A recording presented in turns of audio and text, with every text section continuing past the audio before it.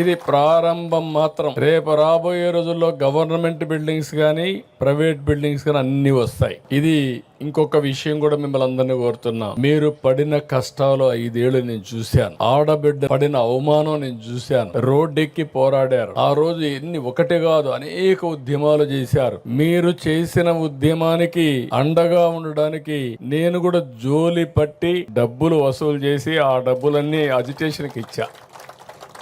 శివారెడ్డి, తిరుపతిరావు వీళ్ళంతా చేస్తా ఉంటే, కొండేళ్ళందరూ చేస్తా ఉంటే మీ ఉద్యమానికి సహకరించాలనే ఉద్దేశంతో చేశాం. ఆ ఉద్యమ ఫలితం ఈ రోజు మనందరం ఇక్కడ కూర్చోగలిగాం. ఇప్పుడు నేను మిమ్మల్ని కోరేది, పడిన కష్టాలు మర్చిపోతే భవిష్యత్తులో ఓసారి మనం అటు ఇటు వెళ్ళిపోతాం. మీ కష్టాలు నేను చూసా, మీ ఇబ్బందులు నేను చూసా, మీ త్యాగాలు చూసా. ఆ త్యాగాల ఫలితాలు మళ్ళీ మీరు అనుభవించడానికి నేను అన్ని విధాలుగా మీకు సహకరిస్తానని మరొక్కసారి మాట ఇస్తున్నా. దాంట్లో అనుమానమే లేదు.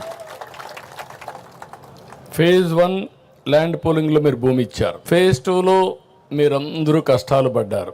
ఇచ్చిన నేరానికి లేకుంటే మీరు చేసిన త్యాగానికి మిమ్మల్ని నానా హింసలు పెట్టి, ఒకటి కాదు అన్ని హింసలు పెట్టారు. వాళ్ళ అక్కస్ ఎంతవరకు ఉందంటే, కడాన మొన్న కూడా మీరు చూస్తే రాజధాని ప్రాంతం వేశ్యల ప్రాంతం అని మాట్లాడే పరిస్థితికి వచ్చారు. రాజధాని ఎక్కడుంది, ఇది ఒక ఎడారని మాట్లాడారు. రాజధాని ఎక్కడుంది, ఇది ఒక శ్మశానం అని మాట్లాడారు. ప్రతి ఒక్క వ్యక్తి ఉండే వాళ్ళల్లో మీ మైండ్ లో అది ఉండాలి, మీ మనసులో అది ఉండాలి. ఉండి ఈ ఐకమత్యం దీనికి కాదు. ఈ రోజు ఈ సిటీని బ్రహ్మాండమైన సిటీగా నేను ఒకటే ఆలోచిస్తున్నా, నేను విజువలైజ్ చేసి చెప్తున్నా. ఇంత మంచి సిటీ, ఇంత మంచి ప్రాంతం ఎక్కడ ఉండదు. ఒక పక్కన కృష్ణా నది, దగ్గర 30-40 లక్షల ఎకరాలు సాగు చేసే నదిది. గోదావరి కృష్ణా అనుసంధానమైంది. రేపు రాష్ట్రంలో నదులన్నీ అనుసంధానం అయితే ఇక్కడి నుంచే నీళ్లు వెళతాయి.